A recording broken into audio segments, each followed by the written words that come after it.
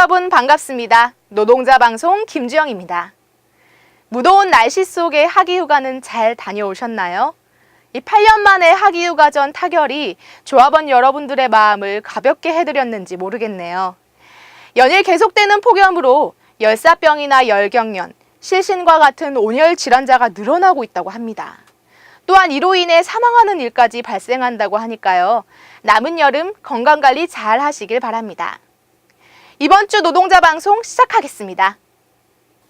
지난 7월 27일 본관 아반떼룸에서 하부영 지부장과 하원태 부사장을 비롯한 노사 교섭위원들이 참석한 가운데 18년 임금 협상을 마무리하는 조인식이 개최됐습니다. 이날 노사 각 대표는 합의안에 서명했으며 기념 촬영을 한 뒤 조인식을 마무리했습니다. 이어 지부 대회의실에서 쟁대위 해단식이 진행됐습니다. 이로써 18년 단체 교섭은 8년 만에 학기휴가 전 타결로 마무리됐습니다.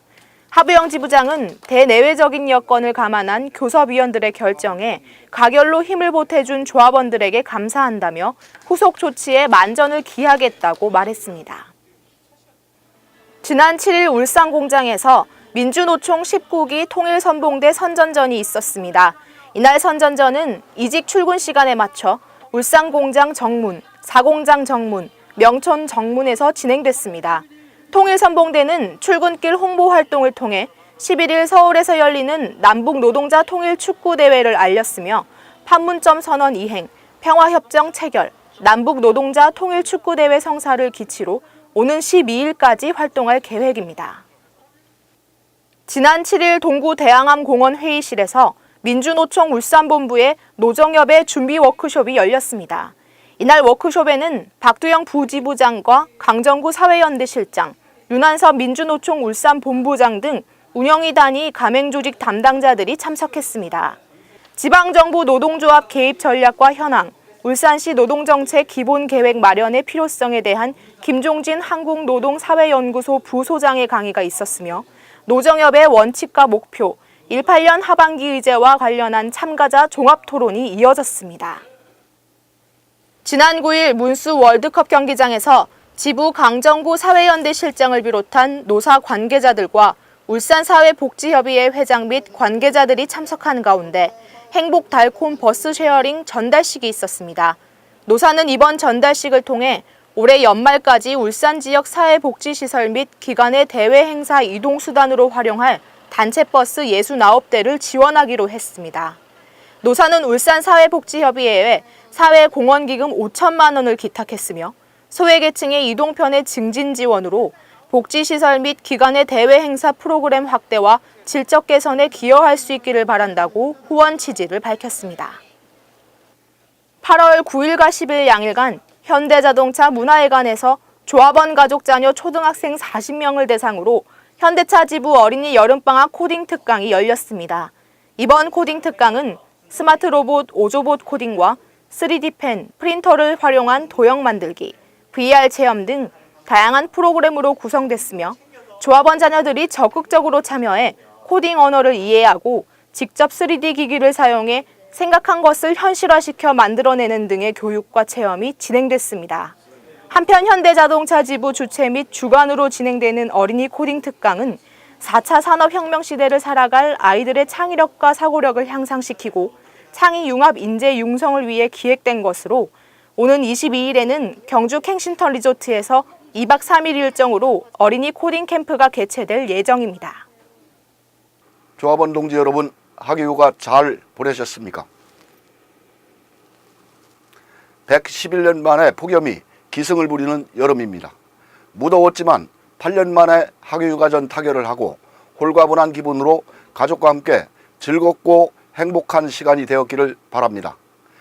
2018년 투쟁은 주 52시간 상한제, 88 근무 형태 변경, 18년 임금 교섭 등 수많은 난제들이 뒤엉켜 문제를 풀어가는데 쉽지 않았습니다. 88 주간 연속 6일의 협상에서 검증 결과대로 생산 대수 추가 없이 25분 꼬리표를 떼겠다는 약속은 아쉽게도 절반의 성과에 그쳤습니다. 하지만 조합원 총회의 결과에 따라 모두가 겸허히 승복해야 할 것입니다. 지부는 조인식이 끝난 후 아직도 미완성 상태인 주 52시간 상한제, 주간 연속 2교대 88 완성 등 단체 교섭 후속 조치에 박차를 가하고 있습니다.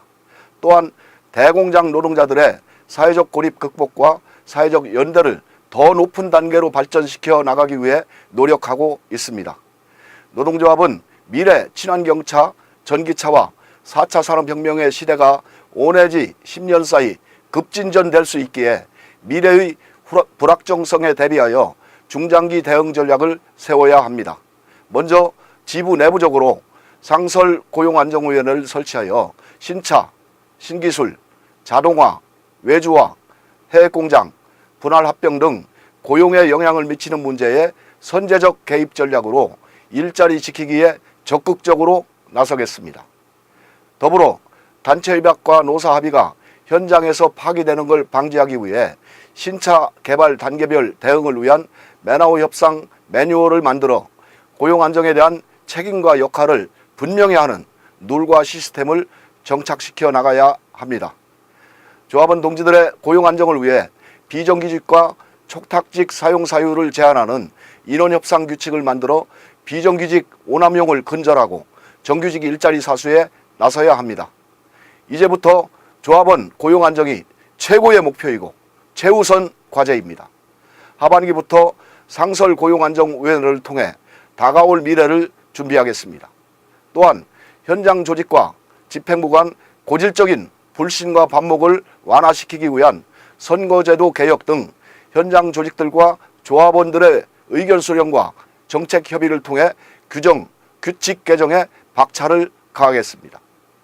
끝으로 2018년 투쟁을 위해 애쓰신 51,000 조합원 여러분과 투쟁의 중심에 앞장섰던 대의원, 현장 조직위원, 그리고 지역위원회 의장과 대표, 교섭위원 여러분 모두 수고하셨다는 감사의 인사를 드립니다. 감사합니다.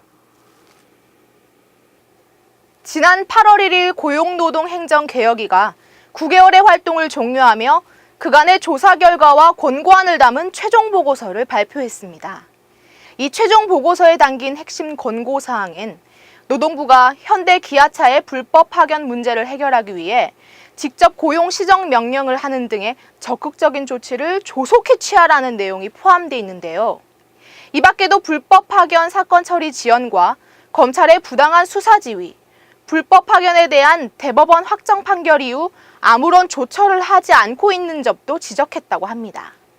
하루빨리 이 권고안이 받아들여져 불법 파견 철폐와 기업의 횡포로부터 노동자를 보호해주는 노동부가 되길 기대해 보겠습니다. 노동자 방송 여기서 마치겠습니다. 감사합니다.